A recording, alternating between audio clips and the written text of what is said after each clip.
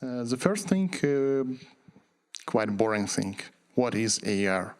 AR is actually a combination of real-time mixing computer-generated content with the live video display to give user additional information, like mustache, yeah, you know.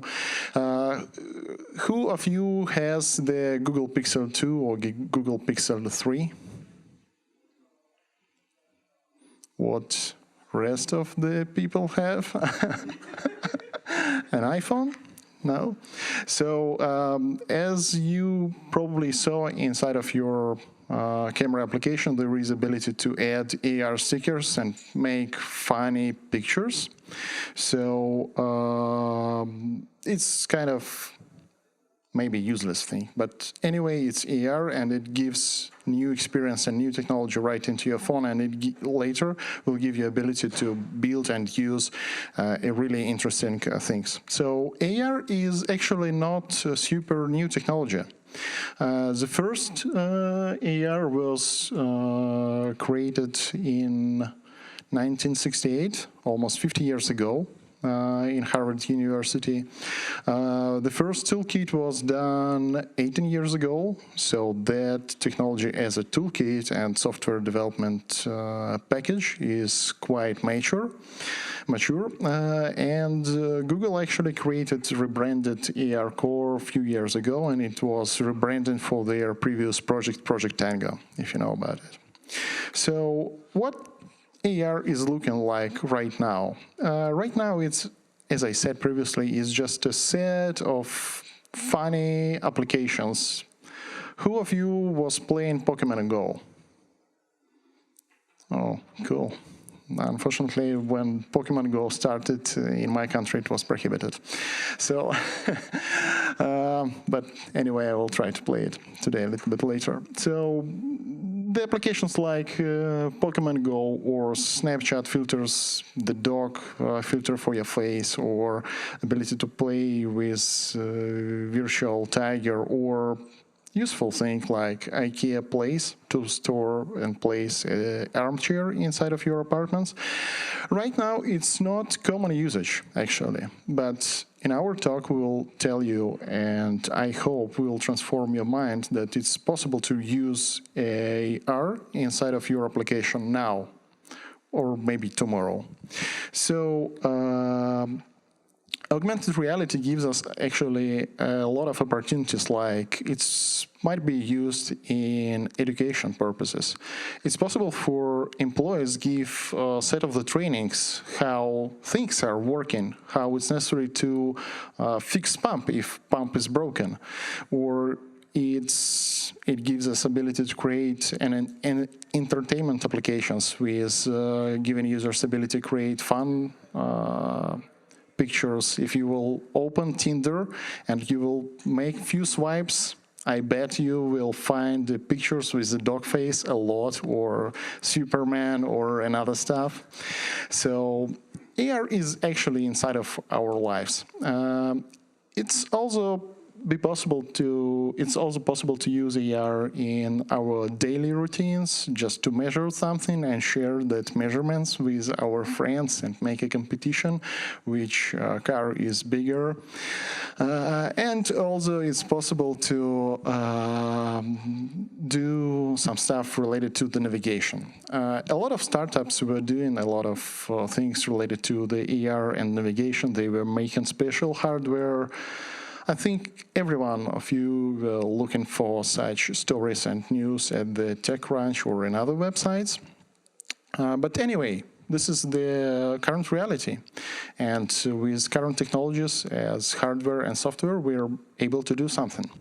So we made a research actually about existing indoor solutions. And most of them are using special hardware, or it's necessary to spend a lot of time to go to the location and make special preparation to mark that location, to mark that rooms, to mark that corridors, to mark that halls, and etc. So it's necessary to do a lot of work, place hardware or make special 3D scanning of the locations, and or make a post-processing for the images. So fun thing is that, yes, all the solutions need a special hardware, and except, of course, Apple and Google technologies, because of they're not still published, we don't know, is it really necessary to place some Wi-Fi routers or any beacons. But anyway, Google and Apple knows everything, because of every time user is using their mobile phones, the data goes to the Apple and Google servers to process them. So using AR-based approach to create indoor navigation, it's possible to forget about additional hardware. It's possible to store and share data between users. Because of using AR as a technology, you are free to do anything. And also, it gives you the next axis of freedom. You're able to be an individual trails creator wherever you want. For example, you can create your own trail in your park and share it with your friends. All right. So to make an AR indoor application, what is necessary to do? It's necessary just, firstly, I think, to support multi-user and multi-session shareable environment, to have able to share something between users and support multi-session, to be able to give users ability to communicate with each other. It's necessary also give possibility to create roads, to store roads, to store things like images, videos, text marks, wherever you want.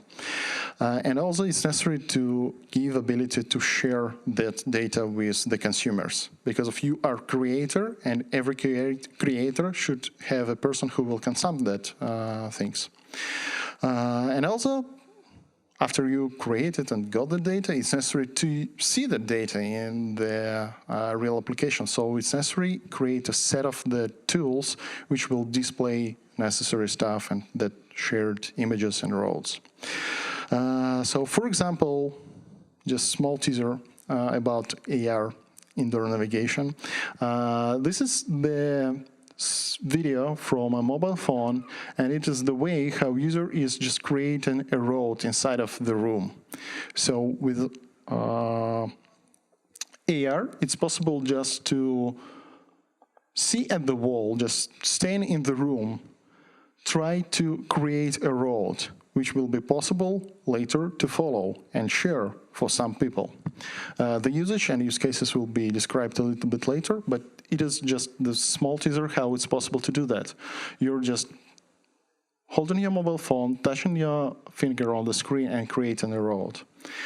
After we create a road, it's of course necessary to consume the road. It's necessary just to open that road and see how it was done and how it was created. So this is very important things which it's necessary to follow up and get, that we are creating something, sharing, and reusing it later.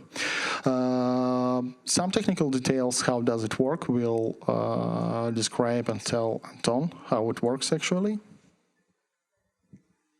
Thank you, Ivan. Hello, everybody.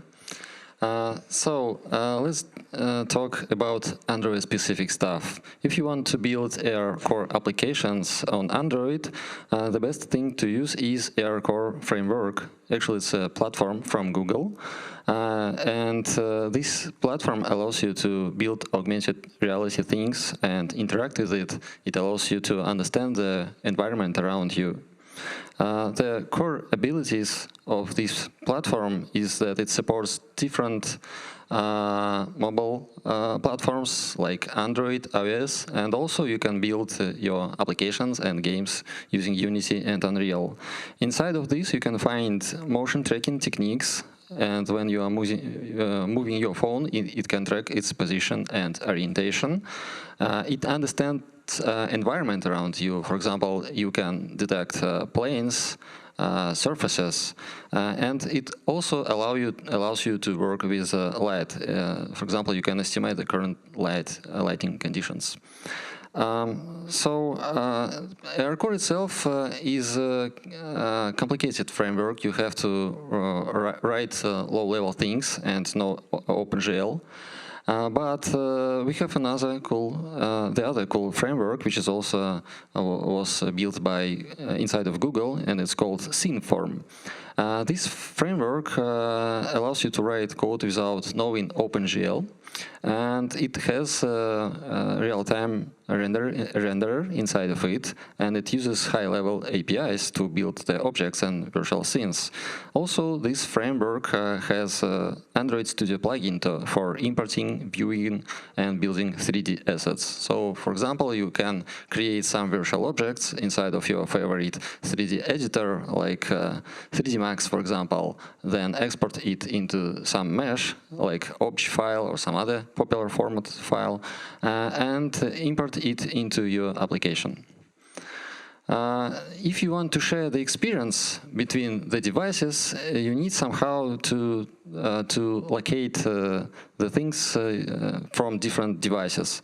And for that purpose, we can use ARCore technology, which is called Cloud Anchors. Cloud Anchors allow you to track some position inside of the virtual world from different phones.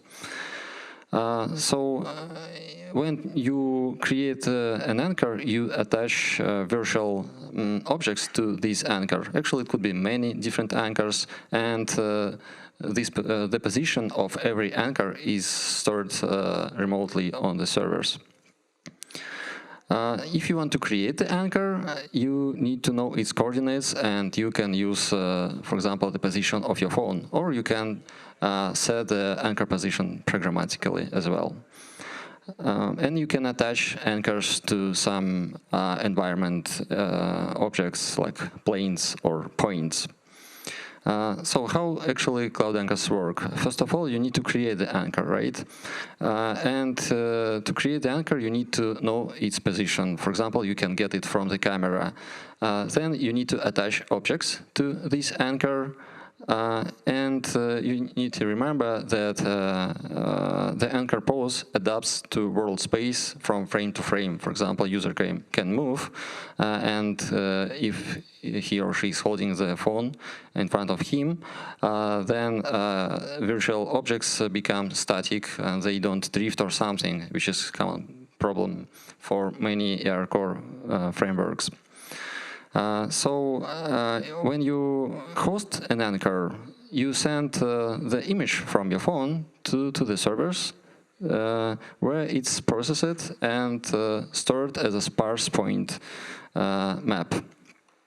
Then, when you need to resolve the anchor, to locate the place where anchor was created, you send the request to the server, and again, you are constantly sending the image from your screen to the server, where it's processed and tries to find your image in the database and match it with previously created feature maps, with previously created anchor data. Yeah. And after that, you are getting all the needed information, like anchor ID, and you know its location, it's trackable, and you can attach virtual objects to this anchor and recreate the virtual scene from the other device. And now I will let Ivan to talk about use cases which are able which you can create using ARCore and SceneForm framework. Thank you. Thanks, Anton. Let me proceed. So let's just imagine, we right now understood how that thing is working. We are able to recognize some locations, some places, and what we can do with that.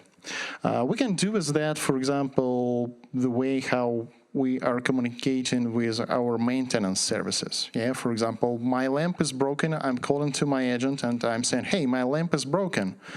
To don't describe a lot where that lamp is located, I can just use my mobile phone, point my mobile phone to the lamp which is broken, and let me just try to, So actually the switcher is here. It is broken, and it is located here, the gold thing. It's broken. So with AR, I am able to just point some place in my location, in my room, which is broken, leave a text marker, and send the data to the maintenance department. So that thing might be reused right now in any application. If you are developing any software for companies which are making supervision for gas station, wherever you want, you're just able to integrate it. And to integrate that thing into the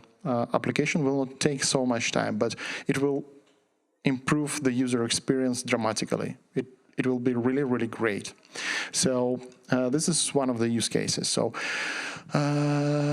we are thinking that with that technology, it's possible also create new type of the content. For example, I have a wife, and every time I'm searching for my shirt or something else in my apartments, I'm calling to my wife and saying, "Hey, Inga, where is my shirt located, or where are the keys of the car?" Before leave, my wife can just make a photo and share it like, "Ivan, here, there, here," and I will not take so much time from her, and we will be able to spend the time just talking about our daughter, but not about our keys or my shirt. So it's kind of a new type of the content, because of right now you're sharing your photos, they are flat. You're just making a photo, but you're not able to move with your mobile phone.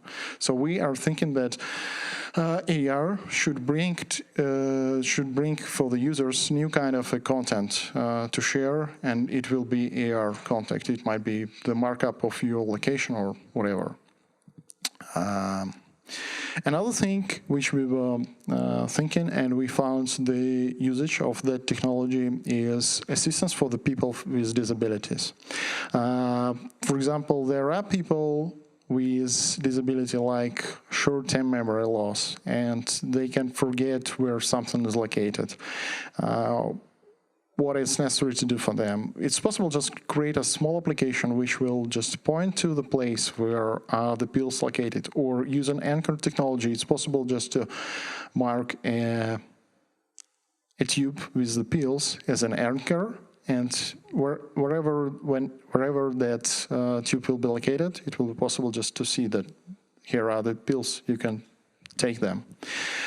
It's possible also to create some tags inside of the room just to remind people to do something, and it will not take really a lot of development efforts. It's just using the ARCore technology, and it's not the funny masks from Snapchat. It can dramatically improve the life quality for the people with disabilities.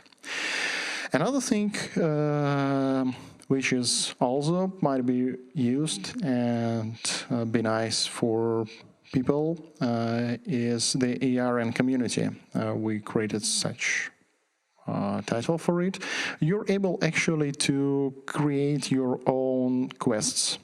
When I was young, I wasn't a Boy Scout, but I was involved into the sport tourism section, and we were running inside of the forest close to my city, searching for some stuff, and later I knew about geocaching. So with that technology and ARCore, everyone in the world is able actually create their own games to just don't sit in the apartments, but run and enjoy the parks and etc.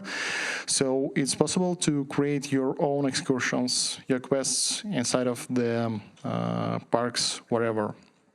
And here gives you it with the anchor detections ready for free, and it works great. Another thing which is also might be used with the AR technology is instant app applications. Imagine you're going to the apartment complex and you're searching for the apartments which are open house today and which will be sold or which might be rented. And sometimes it's really hard to find those apartments. So, for example, real estate agent is able just to place a QR code, an iPad or cheap Amazon device with the QR code, and later you can scan and just follow the road to the apartments or to the building which is going to be sold next time. So this is just a set of the use cases which might be done with AR technology, and right now Anton will talk a little bit about code. Yeah. Okay, I'm excited to know about how to build all this stuff on Android. Let me show you some code. First of all, if you want to use ARCore and Cloud Anchors, you have to create a Google Cloud Platform or Firebase project. Then you need to set up an API key inside of the console and enable ARCore Cloud Anchor API. And you have to put this API key inside of your Android manifest, as in this example. Let's talk a bit how to create cloud anchors. First of all, you need to get access to the camera and to know its pose. And then you are using ARCore session object to create anchor. Right here. Session sends anchors data and the data from your camera to the server, and you need to wait for several seconds or so for this information to be processed. So actually you need to track the anchor state, and I will show it to you in a second how to do that. So once you have the anchor, you can use an object which is called node or anchor node, and this object represents an anchor transformation within the scene. And you can attach your renderables, your 3D objects to this node and locate it inside of the virtual space. Here you can see how to track anchor state. First of all, it's nice to do this thing during the frame update. As I mentioned before, you need to track items' positions from frame to frame, right? So that's why it's recommended to use on update listener, which is activated every time when new frame is available.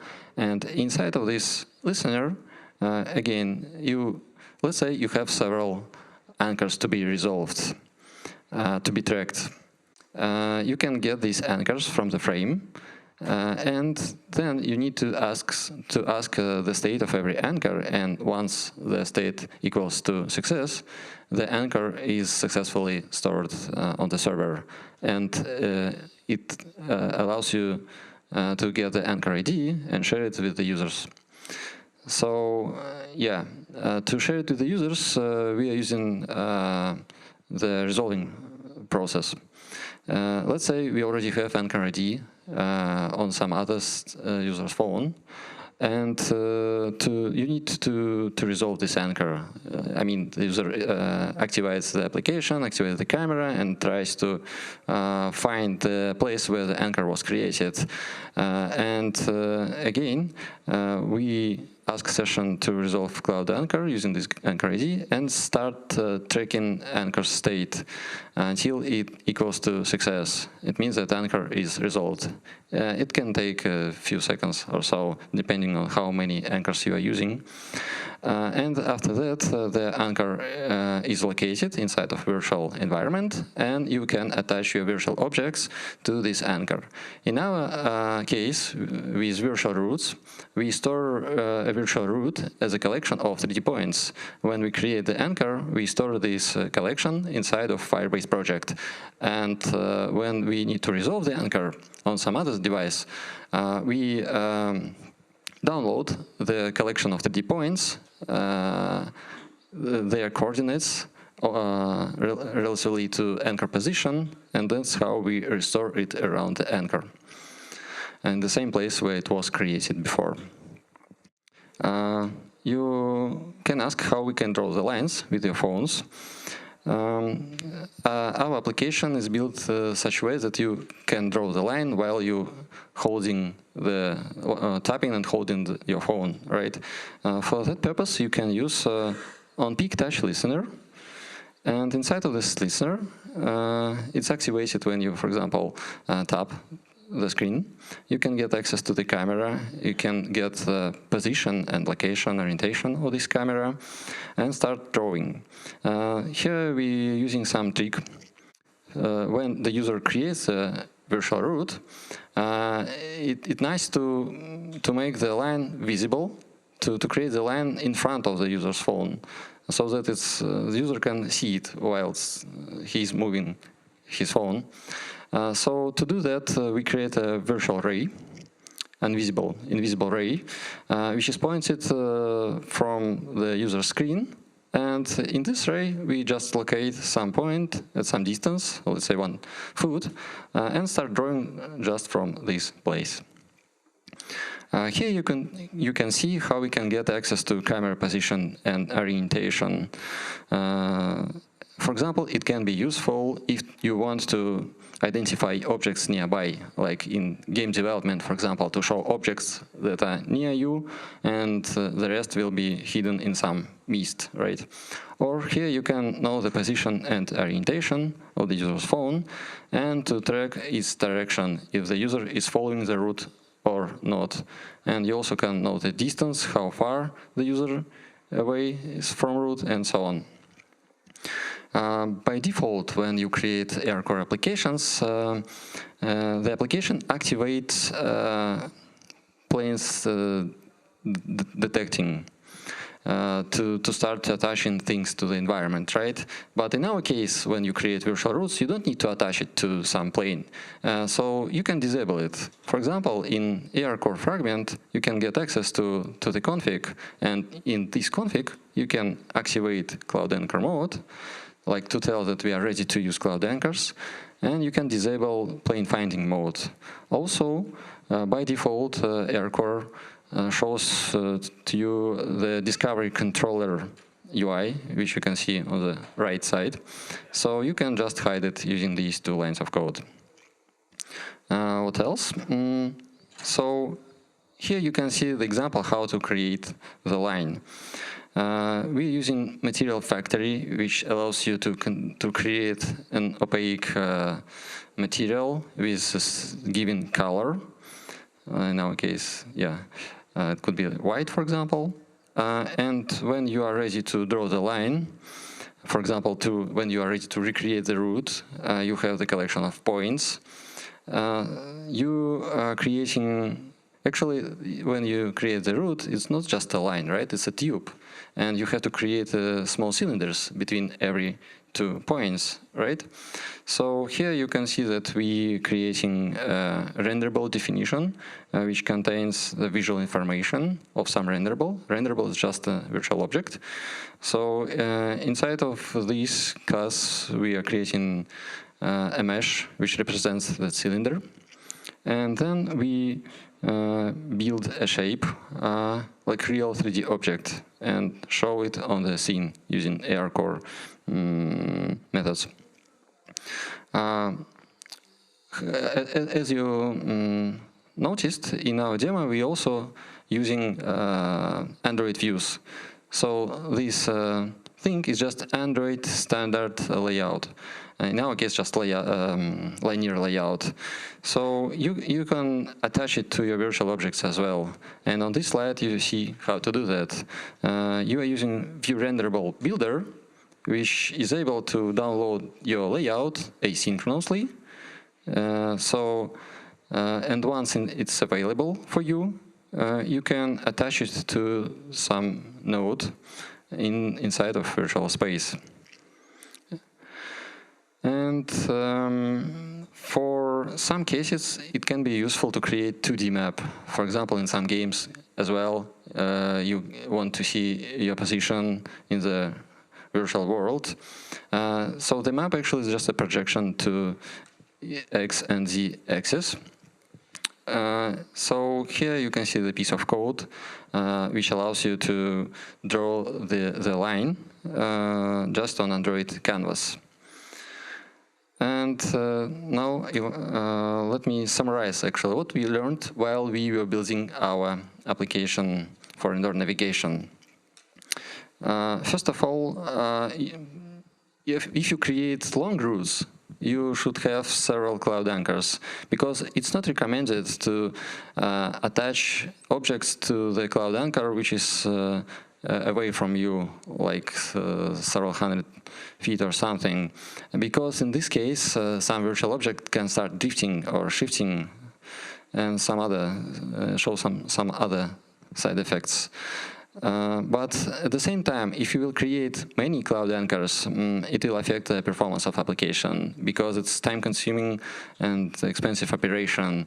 The phone creates feature descriptions of every frame and sends to the server to resolve the anchor. So keep it in mind also.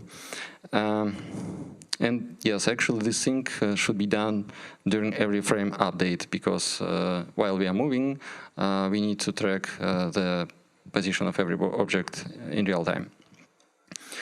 If you have complicated scenes and maybe need to create some 3D animations, it would be easy done inside of Unity or Unreal engines, because they have special techniques to create animations, for example, by keyframes and so on. Also, you need to remember about two different coordinate spaces, like local and world, and you need to know when to convert between them. And all the translation units are given in meters, not pixels or something else, which is really cool, because you really can understand how big is the object, what's the distance between the objects. When we are using ARCore, this solution has several limitations. First of all, not every phone supports ARCore library. It should be Android 7 or later and OpenGL 3 or later. Currently, ARCore cloud anchors become invalid after 1 day. It's quite heavy limitation, but I believe it's just temporary limitation. And sooner or later, the cloud anchors will be available for a longer period of time. So it means that right now, currently, if you create some route, it will be destroyed in 1 day, which is not cool, but it's just temporarily again. Also, ARCore API has quotas. You can send only 30 write requests and 300 read requests per minute for one project. And as a common limitation for ARCore, for AR frameworks, if you are shaking your device or moving it too fast, virtual object can disappear for a second until it will be resolved again. And yeah, this technique uses your camera. That's why it probably won't be working in the dark unless you're using one latest Pixel phone, which is able to show you pictures even in the dark. And now Ivan will tell you about our toolchain. Yeah, thank you, Anton. So, as a result of our development and our research, we decided to create our own toolchain. We decided to name it AR Magellana. Maybe it will be renamed a little bit later, who knows. So that toolchain will give every developer ability to create their own AR experience integrated right inside of their applications, and do not have a lot of issues with researching and learning about ARCore. We will provide set of the primitives to create an application to start dive into the AR technologies. So it will be possible with our toolchain, create roles, store inside of your virtual reality, not virtual, augmented reality, such things like texts, images, videos, roads, notes, arrows, pictures, whatever you will want. And it will provide also a set of the classes to create things like 2D screenshotter, and also will give you ability to have an instant app things and be able to reuse it inside of your application. So the website where that AR toolchain will be located is armagellana.com. There is a special input. If you're interested, please leave your email and you will get the notification about it. And today, in that conference building, I just created the thing which shows the abilities of our toolchain. So let me just check. I will turn off the audio. So with that toolchain and our application, I was able to just create roles to the conference rooms right inside of that building, downstairs, for the Robertson 2, for the Fisher East. So it was necessary to go through the street to get there. And very, very soon, the toolchain will be available, and it will be possible just forget about all that math stuff and create applications which will operate with just primitives which are real people friendly, like images, and don't think about Android framework things. So that's it. Thank you. Any questions? Yeah, so the question was about the difference between local coordinate space and global coordinate space. When you create the anchor, it has a global coordinate space which is stored on the server. So every anchor has its unique coordinates, right? But when you attach virtual objects to opposite, like relatively to this anchor, these virtual objects have a local coordinate space, so that you are able to make transformations of separate objects or the transformation of all the scene simultaneously.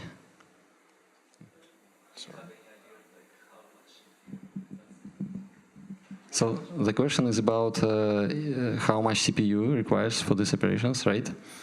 Most of processing is done on the server, but you constantly need to transform the image from your phone. So I think it's similar to playing some video on the phone. Yeah. The question is the code available or not yet. We are working on it, as Ivan mentioned. And if you want to know some news about it, you can use this link where it was before and subscribe on the notifications. Yeah, thank you.